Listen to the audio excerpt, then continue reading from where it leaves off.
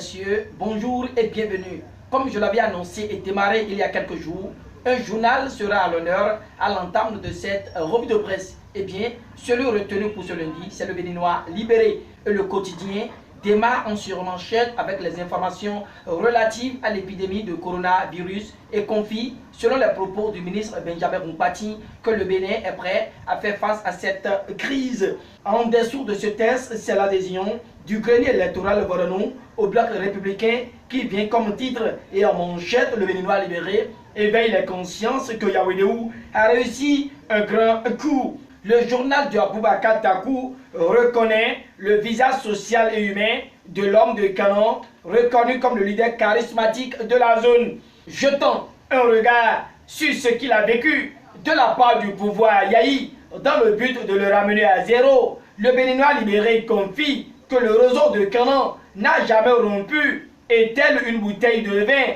il s'est même bonifié en gagnant politiquement du volume avec le temps à l'ère des réformes du système partisan, ajoute le Béninois Libéré. L'autre titre du quotidien est relatif au lancement des travaux de bitumage de Guessou Sud, Fort Bouré, Sinandé. Talon honore l'honorable Akibou, écrit le Canada dans ses colonnes avant de révéler que les Romains et Biochané, truelle en main, donne la joie aux populations. Sur les lieux, Badamassi et Ayagi en Siamois renchérit le quotidien, toujours avec le Béninois Libéré, et la victoire certaine du bloc républicain dans la 23e circonscription électorale pointe à l'horizon. Yahoo lance les grandes mobilisations, martèle l'auteur de l'article. Le journal ne perd pas de vue la rencontre avec les candidats Union progressiste à Boycon dans le cadre des communales de 2020 et relaie que Luc Sertondi a trop beau dope sa troupe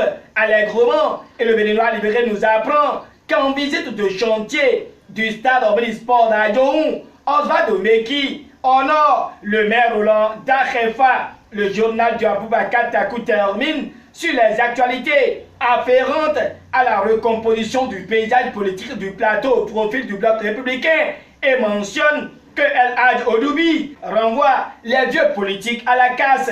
Manœuvre politique dans la perspective des prochaines joutes électorales. Désiré Vodonou, un gros poisson au bloc républicain, écrit le Soleil Bénin Info en manchette.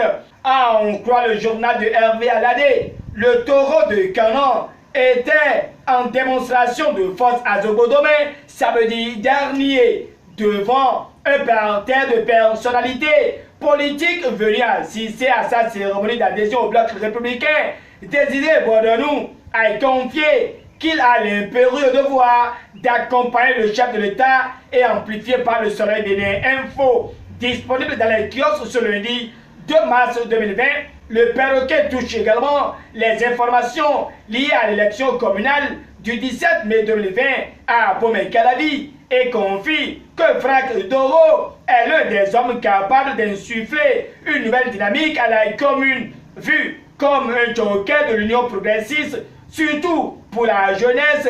Le journal de Patrice Bagdier étale que c'est un homme valeureux dont il faut mettre les qualités intrinsèques au service de la décentralisation de la commune d'Abomey-Calavi. Le perroquet, dans son développement, met un accent particulier sur les raisons qui justifient qu'il mérite la confiance des électeurs.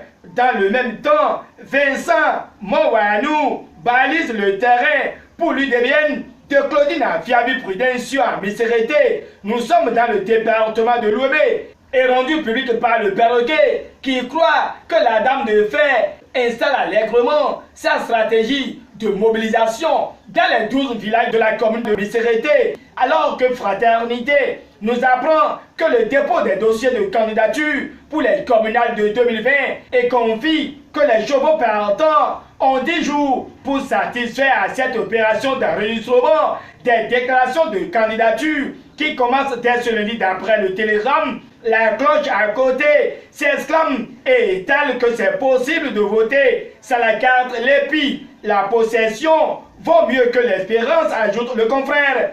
Mais Dynamise Info s'en désole et n'y voit qu'une sorte d'anomalie du code électoral entériné par le ministre de l'Intérieur.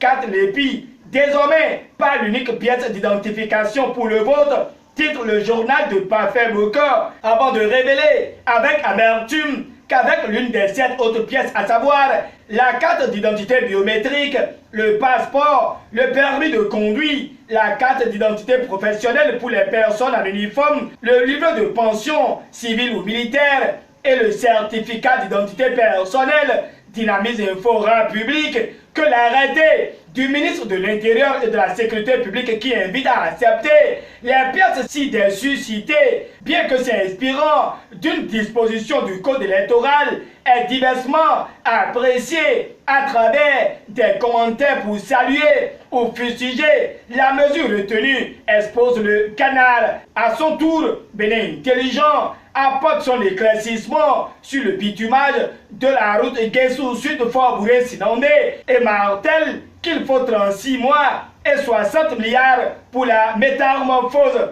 Pendant ce temps, la crise à la force Cori-Poué-Bénin émergent préoccupe le télégramme qui étale que les têtes couronnées du Bargou réconcilient les protagonistes.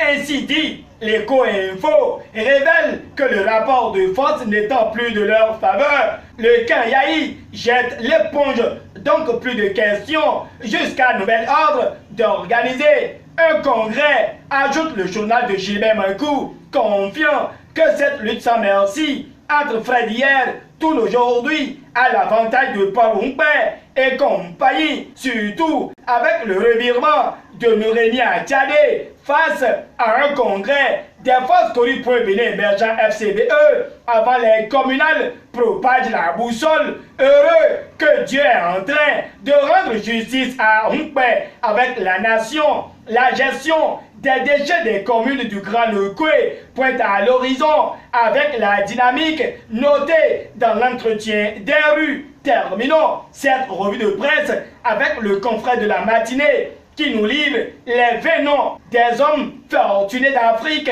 dans l'année 2020 selon le rapport de Forbes. Mesdames, Messieurs, retenez également dans cette revue de presse que David Kabibiokou dément ce qui se dit autour de lui à propos d'un supposé scandale financier à la CNSEC. Il jette tout discrédit et invite les détracteurs et les colporteurs de faux messages à envoyer leurs soupçons au diable. Mesdames, Messieurs, ce sera tout pour ce lundi 2 mars 2020. Merci de votre fidélité à nos rendez-vous quotidiens. Bonne journée et très bon début de semaine à tous et à chacun. Au revoir et à demain.